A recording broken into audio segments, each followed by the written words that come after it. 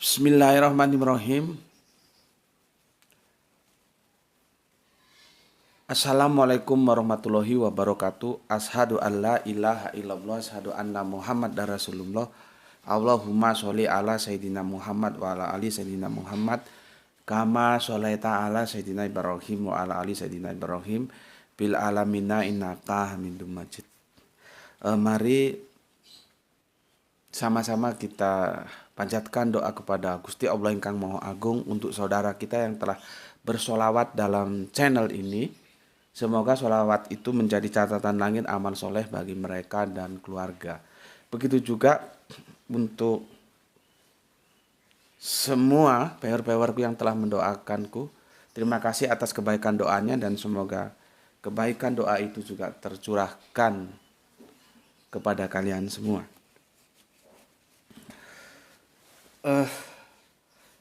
Aku jelaskan masalah menangis itu sebetulnya bukan masalah gender laki dan perempuan.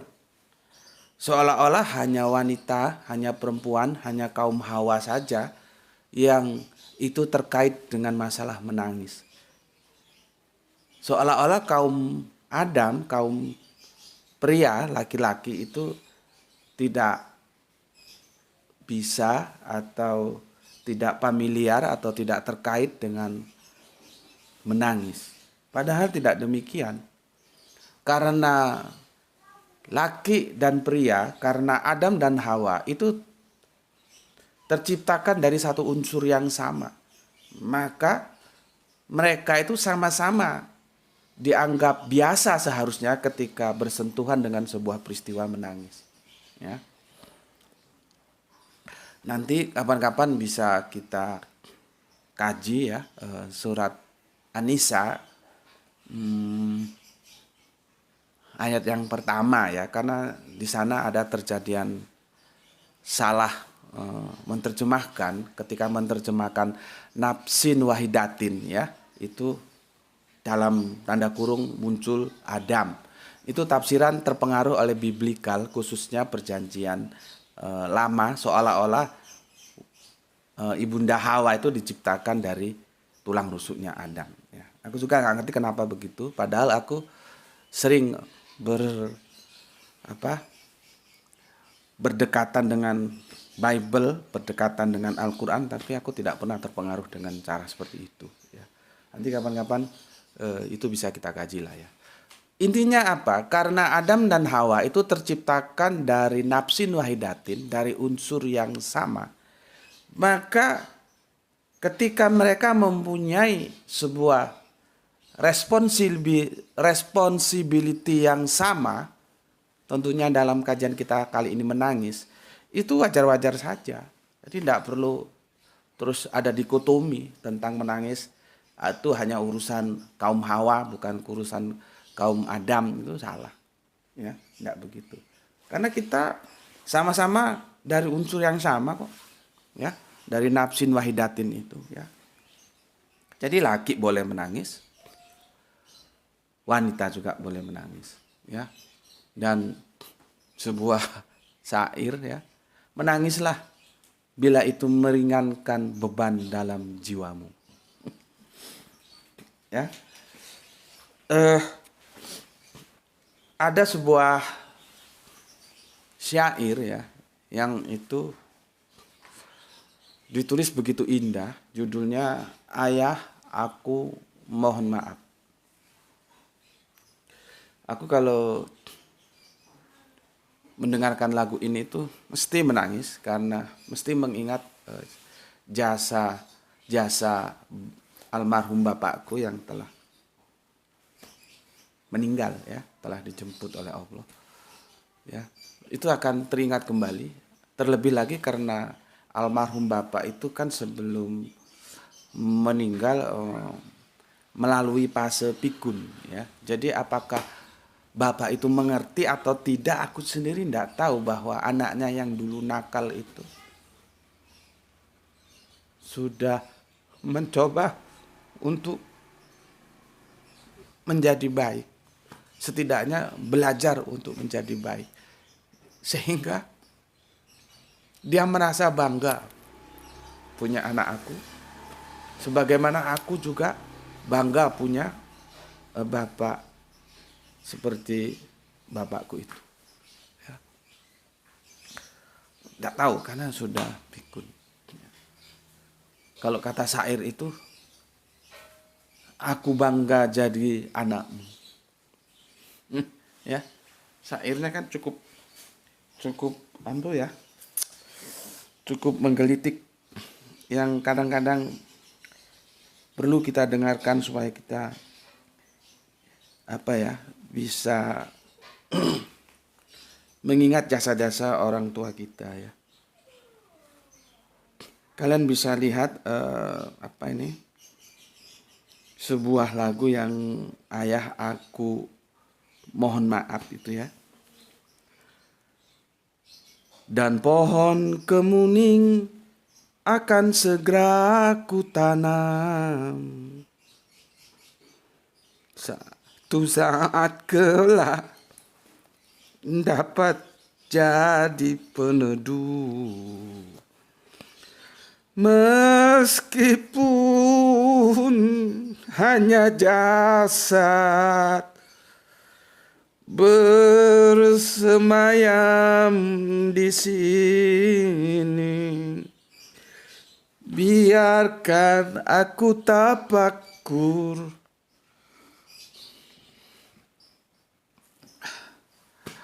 bila rindu kepadamu.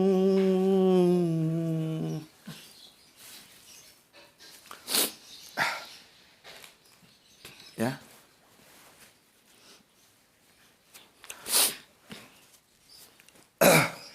Kajian kita kali ini adalah, aku kasih tajuk, ketika Kanjeng Nabi menangis. Jadi Kanjeng Nabi kita itu pernah menangis. Ya. Kanjeng Nabi kita itu pernah menangis. Pada saat itu sang paman yang telah bersolawat tanpa reserve dengan sepenuh hati mendukung dakwah Kanjeng Nabi tanpa reserve, didukung dengan jiwanya, dengan raganya, semua diberikan tanpa reserve atas langkah-langkah dakwah Kanjeng Nabi. Ada di sini yang berani bahwa solawatmu itu lebih unggul dibanding solawat yang diberikan oleh paman Nabi kepada keponakannya. Ada yang berani mengklaim bahwa solawatmu itu lebih bagus, lebih unggul daripada solawat yang diberikan sang paman kepada Kanjeng Nabi.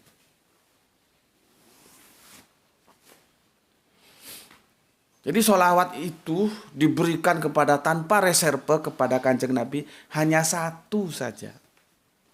Ya. Hanya satu saja. Ya. Sang paman tidak mau berislam. Ya. Sang paman itu tidak mau berislam.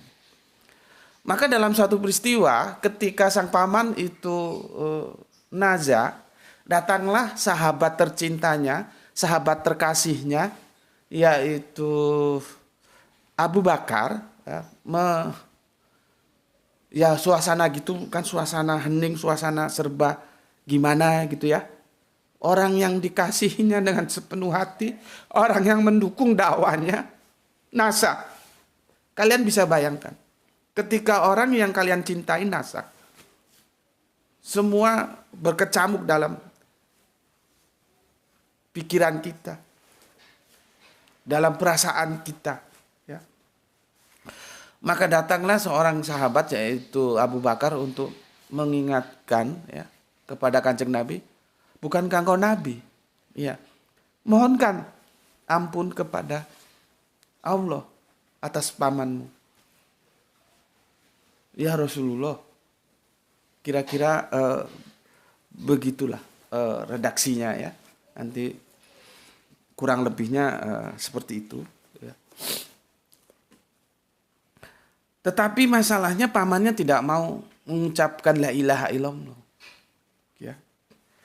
Ini untuk teman-teman yang pewer-pewer baru, terima kasih ya atas kehadirannya di channel ini, dan Semoga betah dan kenali dulu aku sebagai narasumber. Ini orangnya ngomongnya sok belak-belakan, nanti kalian kaget supaya tidak tersinggung ya. Coba kalian lihat kalau belum pernah melihat itu kajianku tentang sholawat supaya kalian paham, saya kira bisa mengikuti ya tentang sholawat. Ya, oke. Terutama ada yang dari Cilebes. Cilebes itu Sulawesi ya. Aku kalau ke Sulawesi ke Makassar, dan kalau ke sana aku minta teman-teman Arimatea untuk traktir aku ke Jalan Gagak. Di sana ada Coto Makassar dan subhanallah. Kalau di tempat lain aku nggak cocok. Kalau di Jalan Gagak aku cocok. Dan itu masaknya pakai tungku, tidak pakai LPG. Ternyata masak pakai tungku dan LPG itu menghasilkan cita rasa yang berbeda ternyata.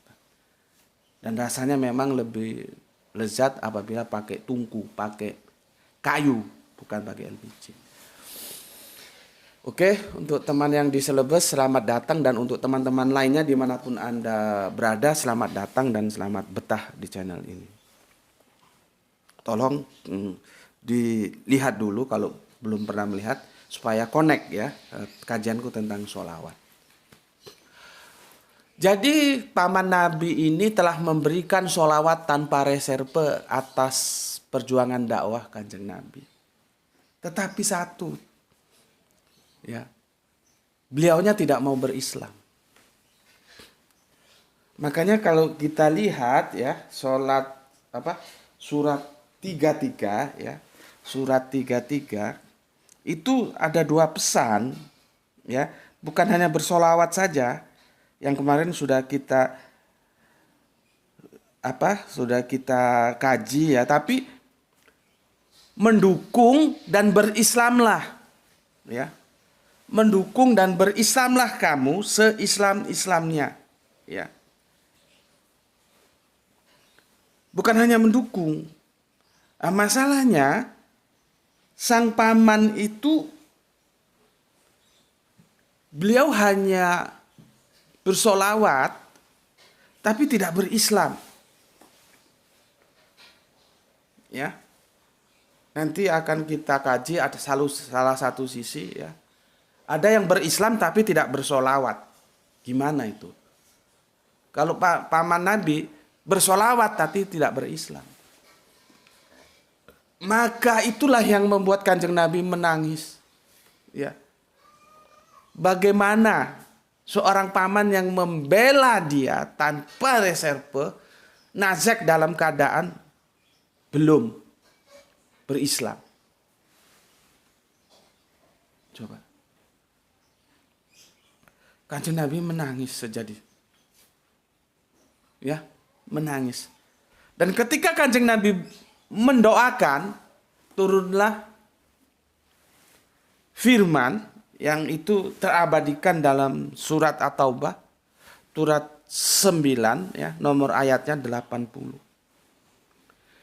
Sama saja engkau, maksudnya Kanjeng Nabi Muhammad ya, memohonkan ampunan bagi mereka atau tidak memohonkan ampunan bagi mereka. Walaupun engkau memohonkan ampunan bagi mereka 70 kali.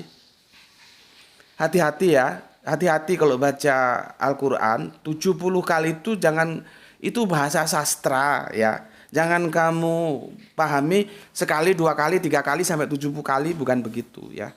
Ini bahasa sastra. Seperti aku ingin hidup 1000 tahun. Itu artinya aku ingin umur panjang, hidup lama. Bukan tahun 1, tahun 2 sampai tahun yang ke-1000. Bukan begitu. Ya, nanti juga ketika kita mengkaji nanti sore ya, Zulkarnain itu bahasa sastranya banyak di sana, hati-hati ya. Oke. Allah tidak akan memberi ampunan kepada mereka. Yang demikian itu karenanya mereka ingkar ya kepada Allah dan Rasulnya, dan Allah tidak memberikan petunjuk kepada orang-orang yang fasik. Ya. Jadi walaupun dimintakan ampunan, kita doakan mohon ampun ya. Kalau dia tidak Islam tidak bisa. Meskipun sebanyak mungkin kita mohonkan ampun ya. Meskipun kalau ini bahasanya itu 70 kali itu artinya banyak, itu sama saja. Sama saja kamu mintakan ampun atau tidak itu podo wae. Ya. Coba kita buka surat Al-Ahzab 33 56. Ya. Kemarin terjemahannya sudah aku dekonstruksi. Sesungguhnya Allah dan para malaikatnya mendukung Nabi. Ya. Wahai orang-orang yang beriman, dukunglah Nabi dan berislamlah kalian seislam-islamnya. Coba. Siapa yang berani ngomong di antara kalian bahwa kalian telah bersolawat untuk Nabi, solawat kalian lebih unggul daripada yang diberikan paman Nabi kepada beliau? Coba. Ada yang berani? Jadi paman Nabi itu memberikan dukungan, memberikan sholawat tanpa reserve. Tapi satu saja yang itu diminta dengan sangat, karena itu nanti sangat menentukan. Ya, berislam lewat la ilaha illallah. Tetapi beliau tidak mau. Itulah yang membuat Kanjeng Nabi menangis, ya. Maka dari itu kita juga harus pandai memahami sebuah pemahaman tentang la ilaha illallah. Dia tidak instan, tidak. Ya, dia tidak instan. La ilaha illallah itu tidak bisa instan. Ya, dia perlu proses education, proses pembelajaran di mana secara ilmu dan laku itu sejalan. Tidak hanya diilmui tapi dilakukan. Ilmu dan laku itu sejalan. Ya. Makanya aku pernah bilang, ya, orang yang dikatakan mati itu kalau kita sudah berbicara akidah itu harus hati-hati. Karena apa? Orang yang hidup tetapi dalam hatinya tidak ada la ilaha illallah itu bangkai berjalan, itu mati. Ya, itu mati. Kita lihat berapa mayat-mayat berjalan yang gentayangan, ya. Baik di mall, baik di jalan tol, di pusat-pusat wisata, di pusat-pusat kuliner, di pusat-pusat di mana orang biasanya memburu kesenangan, banyak itu mayat-mayat berjalan. Ya, makanya untuk pewer-pewerku yang mungkin kali ini sedang menikmati liburan dan berjalan sama keluarga ya ke tempat-tempat hiburan, silahkan. Tetapi ketika masuk waktu sholat, berhentilah dan sholatlah kalian, supaya kamu itu tidak menjadi mayat berjalan. Ya. Jangan keasikanmu ya menikmati kenikmatan dunia melupakanmu untuk akhiratmu. Jangan. Seperti kita kemarin sudah bahas, tahu-tahu waktu itu begitu kita terlena menjadi tahu-tahu. Tahu-tahu sudah jam 1, tahu-tahu sudah jam 2, tahu-tahu sudah sore, tahu-tahu sudah maghrib. Ya. Jadi jangan lupa tetap sholat. Kemarin aku baca itu ada yang komen tentang waktu ya. Aku kan sudah jelaskan, dikomenin lagi dan komennya itu kan sama yang seperti aku jelaskan. Kok dikomenin lagi itu gimana maunya? Ya, makanya kalau nonton videoku itu diperhatikan ya. Arahnya mau kemana, yang dibicarakan tuh apa, substansi targetnya apa, itu kamu perhatikan. Jadi jangan kamu sia-sia. Kamu mengkomeni, yang kamu komeni itu sama yang aku jelaskan kok kamu komeni lagi. Ya. Jadi komen itu yang memberikan kontribusi positif gitu loh. Jangan yang sia-sia seperti itu. Oke, aku lanjutkan lagi. Ya. Ketika kita memahami hadis ya, kita diperintahkan untuk mentalkin, itu sebetulnya talkin kita itu hanya mengendorse saja. Tetapi bagaimana kehidupan keseharian dari seseorang yang nazak itu menentukan. Kalau kita menalkin itu hanya mengendorse, sifatnya mendorong saja. Dia tidak MPU, tidak menjadi motor penggerak utama. Kalau kami di teknik bilang MPU, tidak. Yang menjadi MPU ya nanti ya kehidupan dia. Apakah selama kehidupan dia itu lakunya la ilaha illallah? Jadi kalau lakunya nggak atau jauh dari la ilaha illallah, terus mau najak kamu bacain la ilaha illallah, nggak bisa. La ilaha illallah itu nggak instan, ya, dia nggak instan, ya, dia harus dibangun dari keseharian kehidupan kita.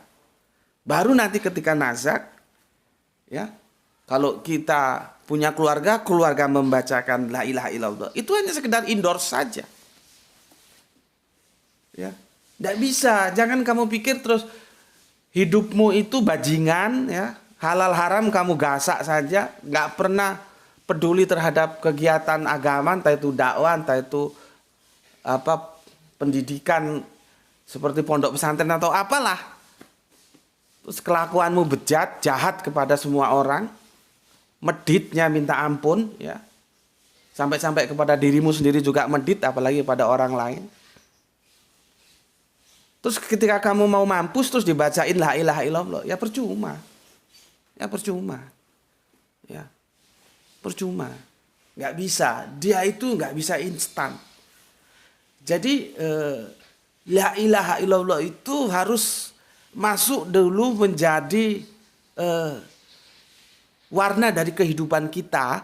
Maka ketika nazak, keluargamu itu kamu bacakan la ilaha illallah, itu hanya mengendorse. Yang menentukan itu adalah amalan dia ketika hidup. Ya. Oke. Kita lanjut kepada kondisi Nabi saat itu. Beliau menangis. Dan aku sudah jelaskan bahwa sang paman ini adalah termasuk kelompok orang yang generasi awal yang bersolawat untuk Nabi. Dan itu tanpa reserve.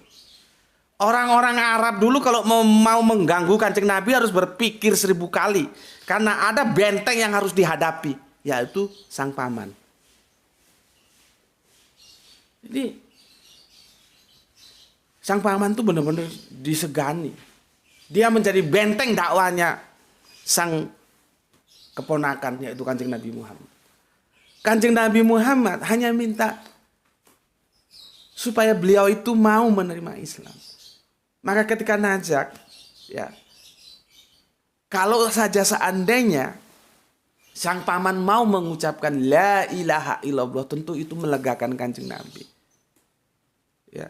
Seperti apa yang telah disampaikan oleh sahabat terkasihnya, sahabat tercintanya, yang kemudian merangkap sebagai mertuanya, yaitu Abu Bakar.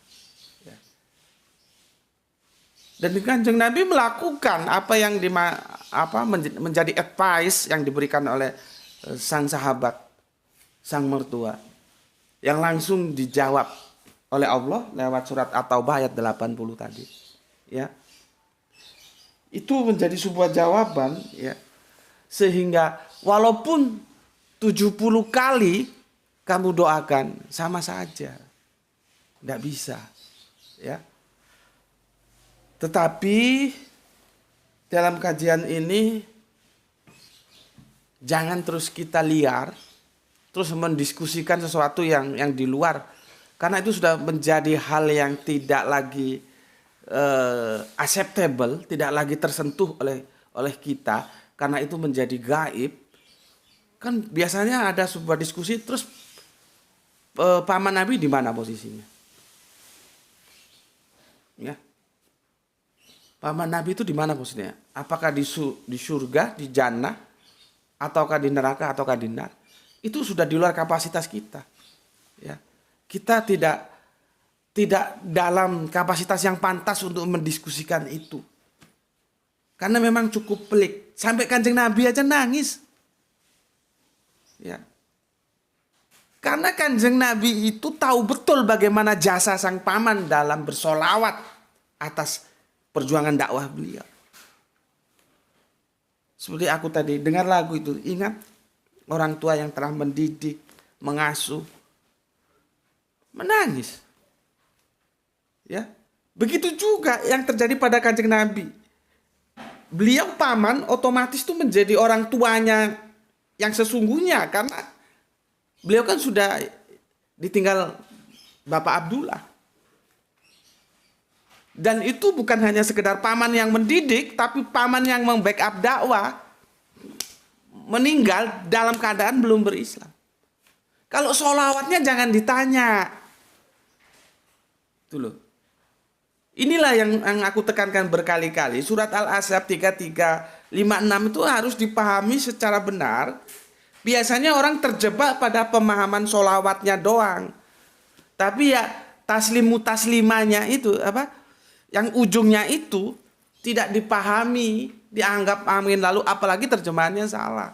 Tidak. Di situ kita diingatkan bahwa kita harus bersolawat kepada Nabi dan kita harus berislam tanpa reserve. Islam kapah, Islam se-Islam-Islamnya. Karena kalau bersolawat saja tidak cukup.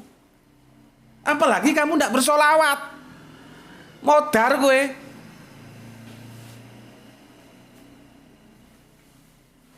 Ya. Jadi bersolawat dan berislam se-Islam-Islamnya itu dua tak terpisahkan, itu satu paket. Ya. Satu paket. Oke, ini dulu yang bisa aku sampaikan. Ya, kembali lagi, aku ingatkan, jangan menjadi mayat hidup. Ya, dalam perspektif akidah kita, orang yang di dalam hatinya tidak ada la ilaha illallah, dia sesungguhnya mayat hidup. Mayat hidup yang bergentayangan ke sana kemari. Kadang-kadang juga heran, apa yang dicari itu? Ya. Yang ke mall lah, yang ke tempat wisata lah, yang di jalan tol lah, entah mau kemana itu, ya boleh sih, boleh silahkan ya. Tetapi pesanku jangan lupa ketika masuk waktu sholat berhentilah, ya berhenti. Toh kalian kan, ya biasanya orang yang berwisata, orang yang mengunjungi tempat-tempat keramaian, orang yang ke mall, orang yang melewati jalan tol itu kan orang-orang yang secara strata ekonomi dia diberikan kemudahan rezeki. Artinya apa? Ya punya mobil sendiri gitu ya. Lah kalau punya mobil sendiri kan lebih enak. Karena sudah dijelaskan di surat An-Nisa 103 yang kita sudah pernah bahas atau belum itu. Sekilas sudah kita bahas tentang aku bahas Jumat dan Duhur. Bahwa sholat itu adalah ibadah yang telah ditentukan waktunya. Jadi ada waktu yang harus kamu penuhi. Karena setiap waktu ada sholatnya dan setiap sholat ada waktunya. Jangan begitu masuk waktu sholat kamu isik ngeluyur wae. Tahu ngeluyur? Belakrak ke sana kemari. Kalian kan punya mobil pribadi, ya.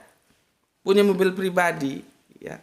Begitu masuk sholat cari langgar musola masjid terdekat sholat. Ya. Supaya la ilaha illallah itu menjadi amalanmu, menjadi lakumu, bukan hanya sekedar menjadi ilmumu. Ilmu tanpa laku itu bagaikan pohon tak berbuah. Harus dilakukan, ya. Supaya nanti kalau kamu nazak, penak wis. Ini tentang apa? Keluarganya hanya mengendorse la ilaha illallah. Tapi amalan-amalanmu itu sudah membimbing kamu. Ya. Kajian ini aku sampaikan karena mengingat sekarang kalian tentu banyak yang sedang menikmati liburan bersama keluarga. Ya. Entah kemana, terserah kesenangannya masing-masing ya, menuju tempat-tempat rekreasi ya. Tapi satu yang perlu aku ingatkan, jangan lupa sholat. Ya. Karena sholat itu wujud dari la ilaha illallah. Kamu Islam tapi nggak sholat terus Islam cap opo gue? Ya. Ya. Jangan hanya bersolawat tapi tidak berislam. Itu nanti seperti peristiwa yang dialami oleh sang paman daripada nabi kita. Jangan, ya. Mumpung masih kita bernyawa, jangan ketika nyawa itu baru najak kamu baru ingat. Nanti kan seperti Fir'aun, nggak bisa. Ya, oke. Itu itu dulu ya. Ngopi dulu aku, biar ngomongnya nggak keliru-keliru. Bismillah.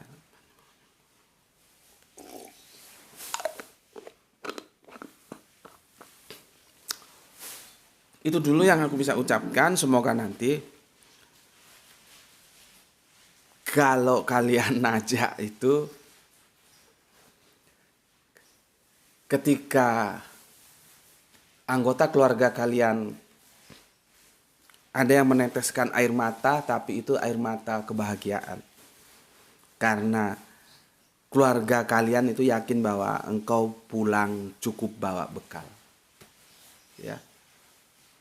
Apa yang telah dialami Kanjeng Nabi dengan sang paman itu sangat mengharukan sekali, ya.